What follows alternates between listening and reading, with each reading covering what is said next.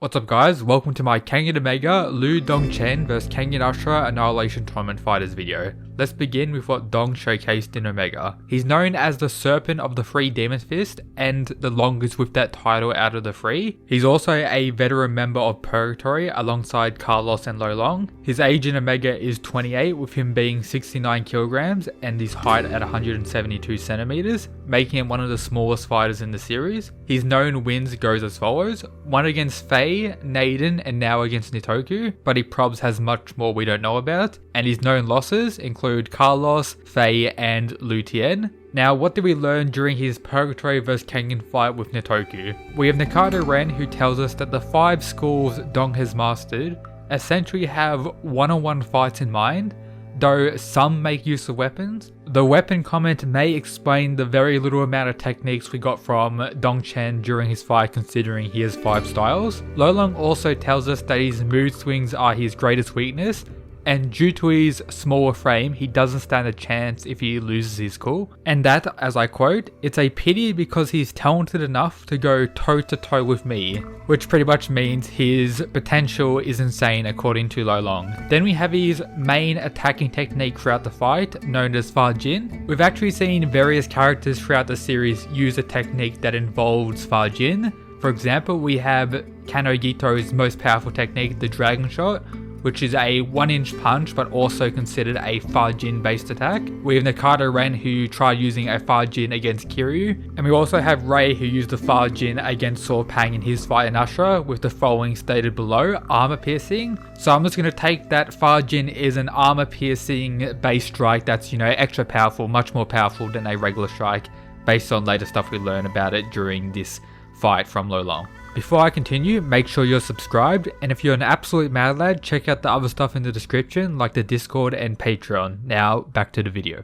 Then we have his main defensive based technique, known as Huajin I believe, which allows him to get out of hold, disperse striking damage, and avoid a lot of, extra damage from various attacks. He can also throw kicks that Nitoku can't react to, showing his pretty fast striking ability. Lo Long explains that Liu's Fa Jin is powerful, it's one of the best of all martial artists I know, and that any ordinary opponent would have gone down after the first Fa Jin, and at this point he's hit 2 on Nitoku, but Nitoku is able to survive them by slightly shifting his vitals. So potentially if Liu does hit someone directly with his Fa Jin on a vital point, he could one-shot a lot of people according to Lo Long here. Based on the flashback conversation between Naden and Carlos, it's kind of like Liu is similar to Hatsumi. When he's not at peak or switched on, he's not very dangerous, but if he is, as Carlos states, Liu gets out of hand.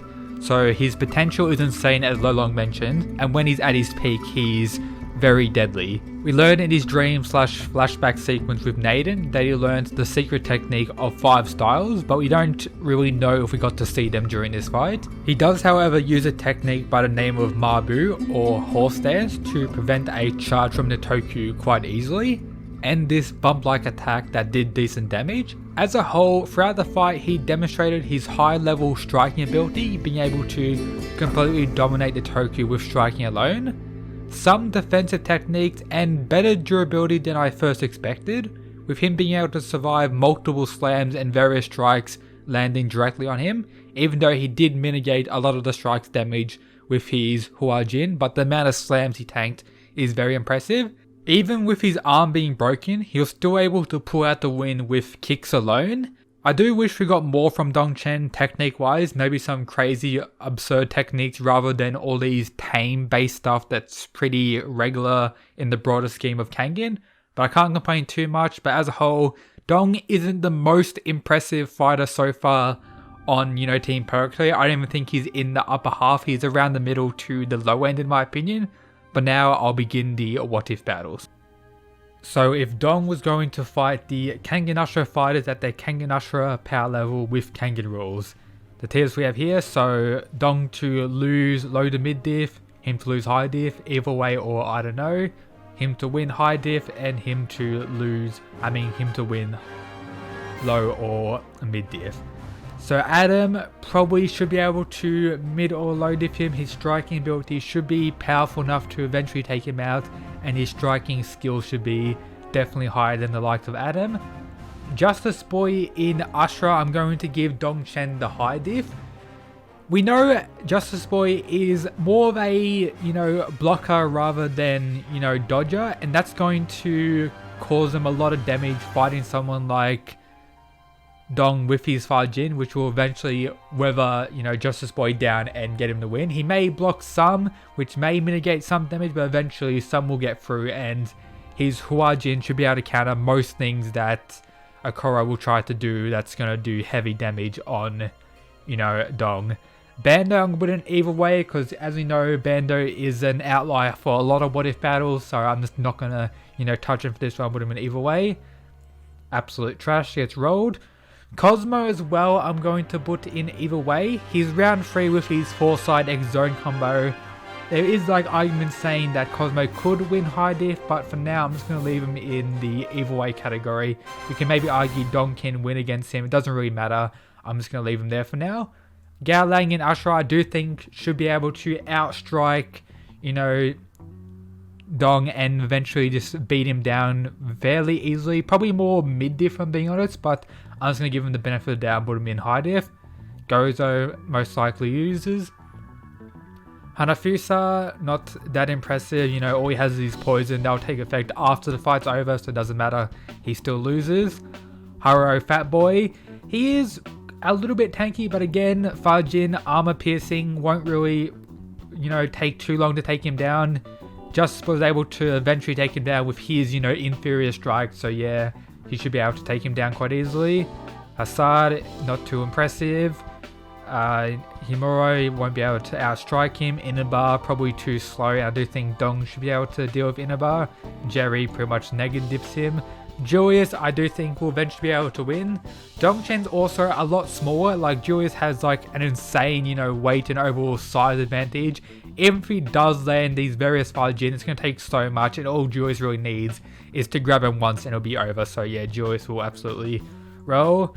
Canada may be able to last quite a bit due to his extreme level of foresight, may be able to, counter him somewhat and deal a slam, but remember, Dong's able to survive multiple slams from Nitoku, which are most likely more powerful than the likes of weak body dudes, so yeah, I do think he will lose low diff. Kanagito, probably low to mid diff him as well, won't be too hard. Kara the Fisherman dude, I think he is quite tanky, and if he lands one blow, it could potentially be over or push him to the brink, so yeah, I'm going to leave him in high diff, but I do think most likely Dong will win that. Kyozan as well, similar to Fisherman dude, he's very big, can tank some decent blows, but again, will be able to land enough attacks on, Dong to win. He could use his super fast, quick sprint attack thing, I forgot what it was called, but he used on Seki to do decent damage. That could potentially one-shot Dong, but I'm not too sure about that. I'm just going to leave him there for now.